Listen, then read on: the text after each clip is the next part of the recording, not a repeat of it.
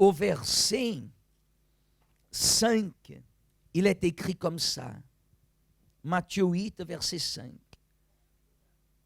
Vous avez trouvé? Comme Jésus, c'est bien ça, entrait dans Capernaum, un centenier l'aborda, le priant et disant, Seigneur, mon serviteur est couché à la maison, atteint de paralysie et souffrant beaucoup. Jésus lui dit, j'irai, et qu'est-ce que je ferai? Et je le guérirai. Le centenier répondit, Seigneur, je ne suis pas digne que tu entres sous mon toit, mais dis seulement un mot et mon serviteur sera, car moi qui suis soumis à des supérieurs, j'ai des soldats sous mes ordres. Et je dis à l'un, va, et il va. Et à l'autre, viens, et il vient. Et à mon serviteur, fais cela, et il le fait. Regardez le pasteur. Regardez comment nous comprenons la foi qui nous fait obtenir de Dieu ce qu'il nous promet. Cet homme, regardez bien, Église, regardez bien, parce que quand vous êtes à l'Église, apprenez une chose.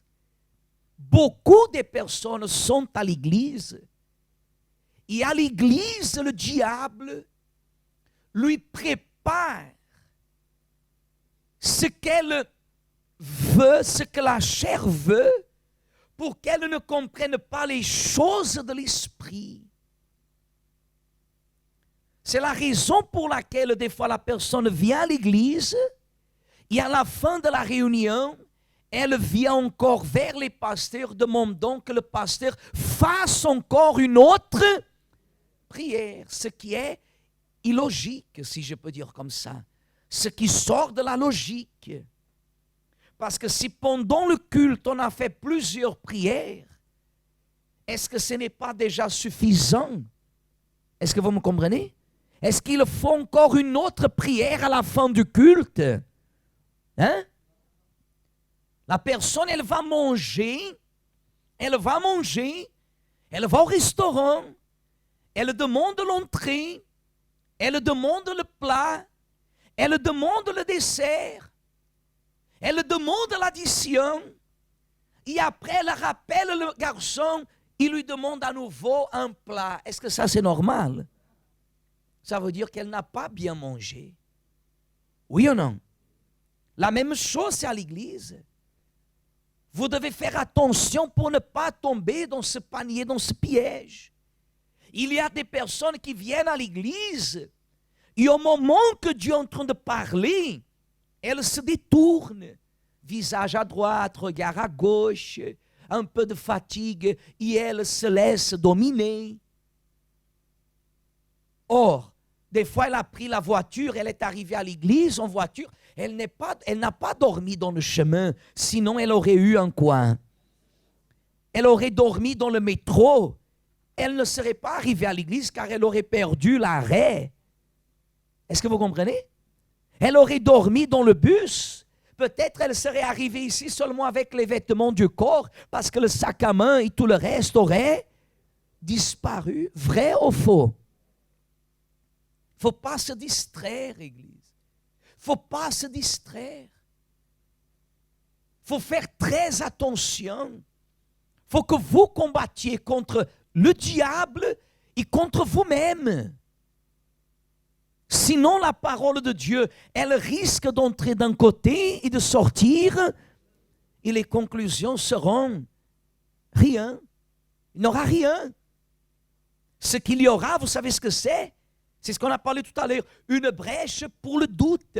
Et le diable viendra un jour vous dire comme ça, mais à quoi ça sert? Tu vas à l'église et ta vie ne change pas.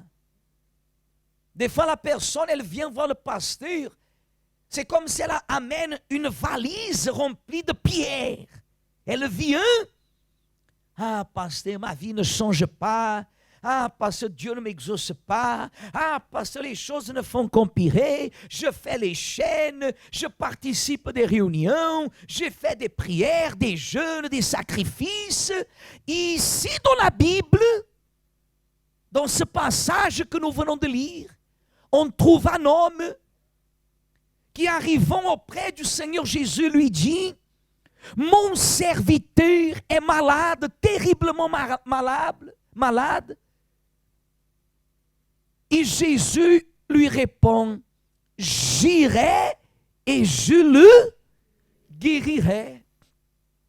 J'irai et je le guérirai. Et des fois, la personne, pour qu'elle puisse être, entre guillemets, exaucée, il semble qu'il faut qu'un ange descende du ciel.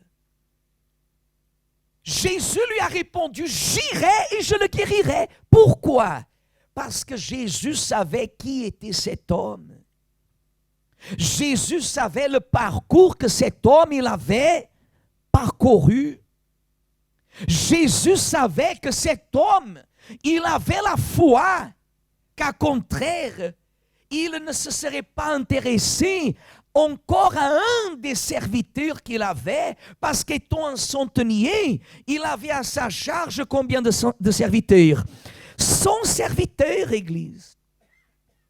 Il avait 100 serviteurs à sa charge, à sa responsabilité, à sa disposition. Mais il n'a pas hésité de laisser les 100 serviteurs qu'il avait pour venir chercher la solution d'un seul. Est-ce que vous comprenez? Est-ce que vous comprenez, Église? Jésus, Dieu, n'a pas hésité de venir sur terre, laissant le royaume céleste pur. Il n'a pas hésité de venir sur terre, un endroit que l'homme avait lui-même décidé de donner la direction au malin, au péché. Et Jésus est en lui la sainteté de Dieu en forme d'homme. Il est descendu sur terre pour venir nous sauver. Vrai ou faux? Est-ce que vous comprenez? Le pur,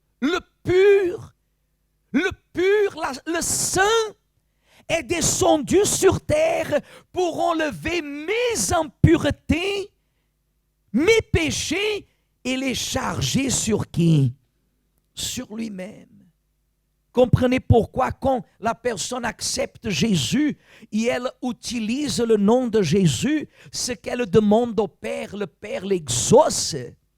Il y en a beaucoup qui sont à l'église et qui continuent toujours dans le péché.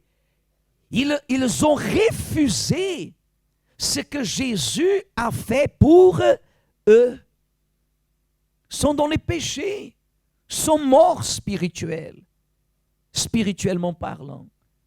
Cet homme, quand il est venu vers Jésus, Jésus savait ce que les autres ne savaient pas. Jésus savait d'où il était venu. Jésus savait ce qu'il avait laissé derrière en faveur d'un serviteur. C'est le prix à quoi? C'est pour cela qu'il a dit: mon serviteur est malade, terriblement malade. Et Jésus, sans perdre du temps, Jésus a répondu: j'irai et je ferai quoi? Je le guérirai. Des fois, la personne, elle refuse de vivre par la foi. Regardez le pasteur, Église. Des fois, la personne, elle dit qu'elle a la foi. Et Dieu sait pourquoi on parle ça. Des fois, la personne dit qu'elle a la foi. Regardez bien. Mais elle refuse de vivre par sa foi. Des fois, par exemple, vous savez, ce genre d'homme qui se marie et qui dit à sa femme, tu es la femme que j'aime, mais il continue à avoir d'autres femmes ailleurs. Est-ce que ça, c'est correct? Ainsi sont des chrétiens qui disent avoir la foi en Dieu, mais qui refusent de vivre par sa foi. Qui refusent d'obéir aux normes de la foi. Or, cet homme, il était un centenier. À cause d'un serviteur, il aurait pu envoyer quelqu'un, mais non, lui-même, il est venu. C'est-à-dire, il a payé le quoi? Le prix. Il a payé le prix. Imaginez ce que les personnes parlaient à son sujet. Mais comment va-t-il parler avec un autre homme? Cet homme, il est un pécheur. Comment ose-t-il aller voir un homme qui provoque la révolution ici où nous sommes, que c'était Jésus? Parce que où Jésus arrivait, qu'est-ce qu'il y avait? Il y avait une révolution. Regardez, la foi, elle provoque une révolution.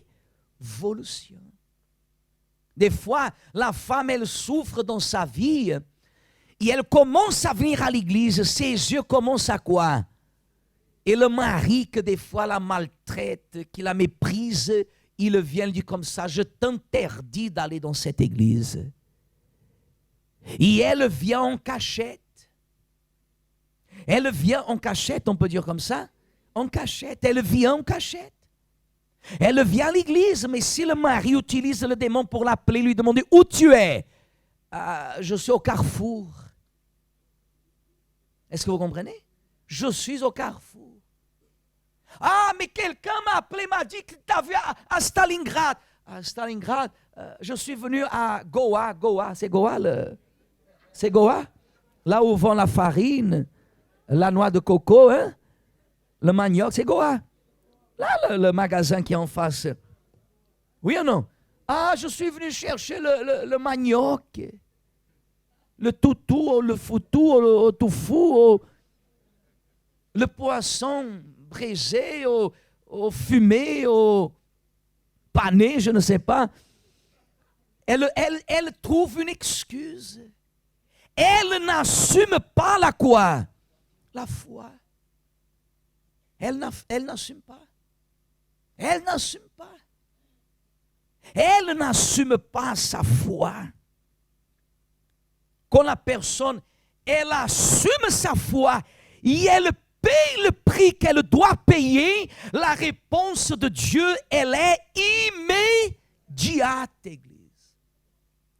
La réaction de Jésus est immédiate. Analysez que Jésus a dit, j'irai et je le guéris. La Bible ne dit pas que Jésus lui a dit comme ça, oh, maintenant il est guéri. Non, il fallait un parcours, j'irai.